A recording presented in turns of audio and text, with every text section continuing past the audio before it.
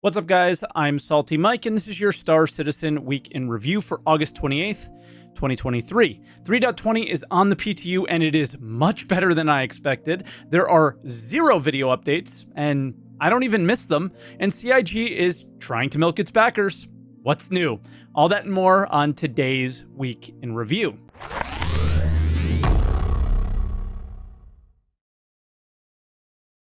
And as always, if this is your first week in review, this is where I take all the official Star Citizen news each week, put it into one video, and share some of my opinions about it.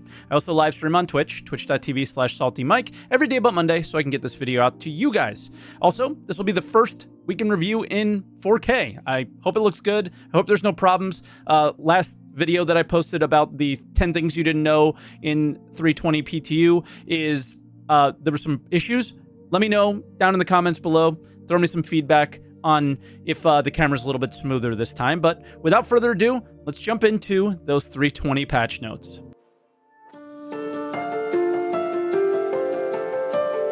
All right, so 320 is on the PTU, and waves was a big thing of drama with the PTU last week. But they did 2 waves at once for this launch, so wave 1 and wave 2, and that's interesting. But they did drop the patch on a Friday night, and given that, I didn't expect much movement of fixes over the weekend or them adding more waves.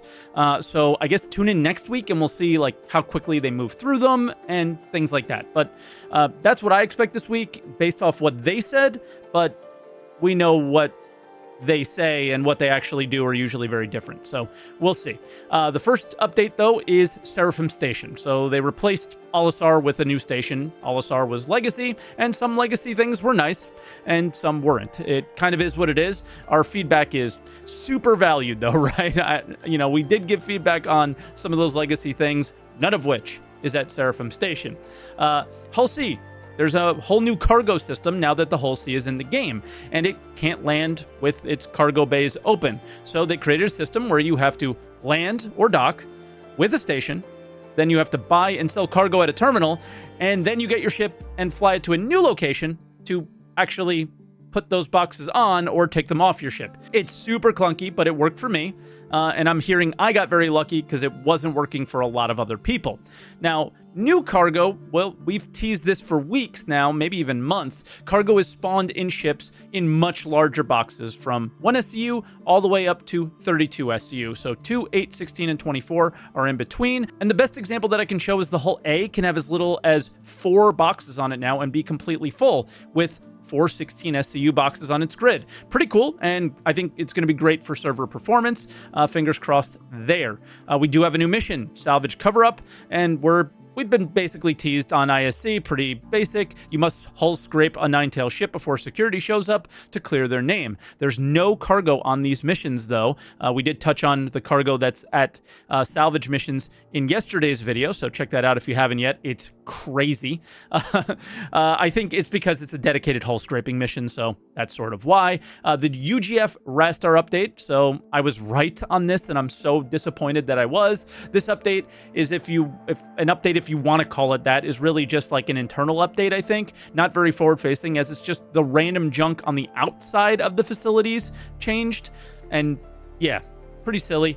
Wheeled vehicle update and ship AI. So we'll start out with the ground vehicles. They're very different now from each other. I would kind of describe this as each vehicle is now fitting a role. Like the Cyclone RC is a racing vehicle, and it's literally on rails. Also, don't flip your vehicles because they don't auto flip anymore back on their wheels like they used to, so be careful. And basically all AI ships will now show up as bounties. I had a mole as a bounty yesterday, so things are kind of crazy. Then there's also mining stability. More on this in a later video. I'll go into as many details as I can, but I'm still learning how it works. But the instability bug is gone. Mining is so much better. I truly believe if you actually liked mining at all, you will love this update. All right, the next thing is Arena Commander, and a lot of people call this the Arena Commander patch. There are so many updates here. They basically took it from dead to in serious but stable condition to this point, to use like medical terms. The game modes are basically in working order from what I can see, but you can also really see the lack of polish in the game. I want to share some of the changes you might not be aware of, but for the full details, link to the notes will be in the description. Rewards. There's 4 new forum badges, and this has to improve if they want people to play the games a lot.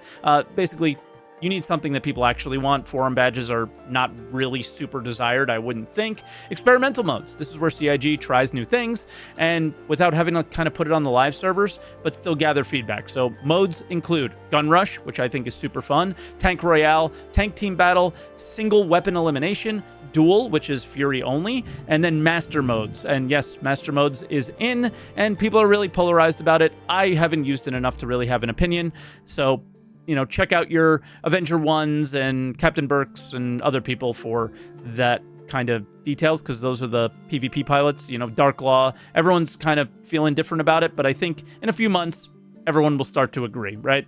We just need a little more time with it, and they're probably going to iterate on it. Outside of this, there are a number of new maps and racing support. My feelings on this is that they got AC up and running, and now let's see this work actually impact Star Citizen, the game. Gun Rush shows so many problems with the actor, the guns, FPS combat. Let's see if we get changes there, right? That's what this was all supposed to be about.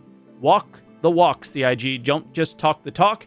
Then I'll be excited to see Arena Commander updates. Overall feelings on 320 so far: a lot of great quality of life changes, but nothing super exciting. I think more players would play it for longer if the PTU cycle was short. We'll see if it is or not.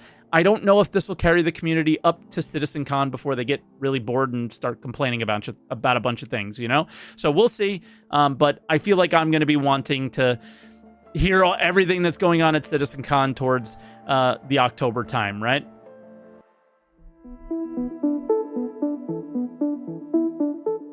And then we had a roadmap update, if you want to call it that. We basically had an update to a couple cards on the release view for 3.20.x. We don't even know if this will make it into the initial 320 patch, but the C1 Spirit, which is Crusader's answer to the Cutlass, is going to make it into 320, hopefully. And then the Tumbril Storm, which is the light tank, which is really just going to be used probably in the tank game modes that we mentioned previously, because they're not really useful in the PU as of right now. And that was it. That was literally our roadmap update.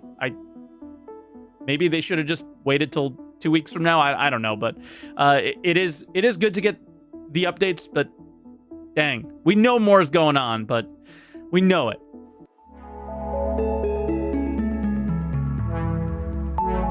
And for other updates, we always start out with a sneak peek, and I think this is a new vehicle. Oh, wait, never mind. It's the sneak peek of the same vehicle we've been seeing for like the last month. It's the Tumbril Storm, which we just talked about, which isn't in the PTU yet.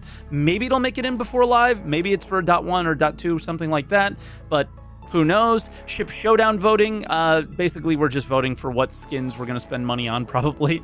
The Arrow versus the Fury. The Arrow won. The Scorpius versus the Redeemer. The Redeemer won. The Reclaimer versus the Vulture. The Vulture won. I'm happy about that. The Terrapin versus the Carrack. This one was great because it was basically people just trolling Carrack owners. And there was tons of Carrack tiers because the Terrapin won. Corsair versus Mercury. The Corsair won. And today's is the Connie Andromeda versus the Cutlass Black, which is ongoing. I'm going to be voting for the black. And then we have the rest of this week's voting, as well as the beginning of round 2 next week. We also had a jump point. If you're a sub, it's available now. It covers Seraphim Station, the build out of it, as well as the Fury's production.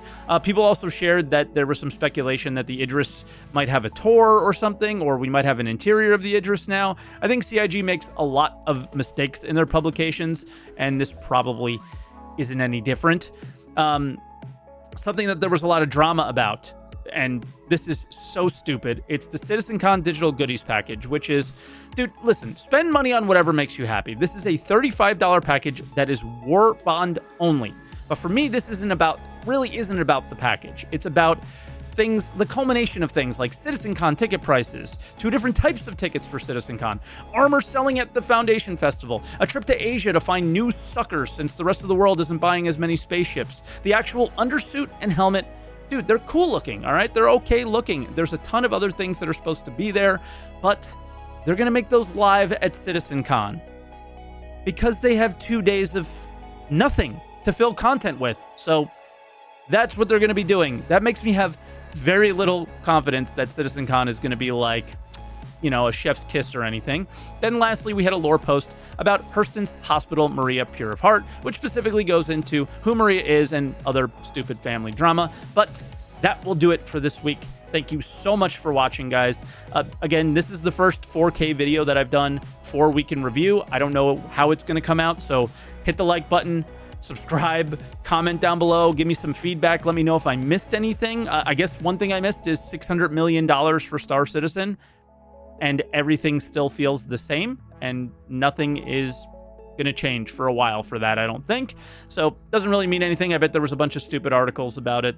600 million and Star Citizen isn't out. Who cares? I'm just going to focus on the things that are coming out from them and what is happening with the game. So links to everything we discussed down below. Once again, leave a like, comment, subscribe, and all that stuff, and I will see you next week.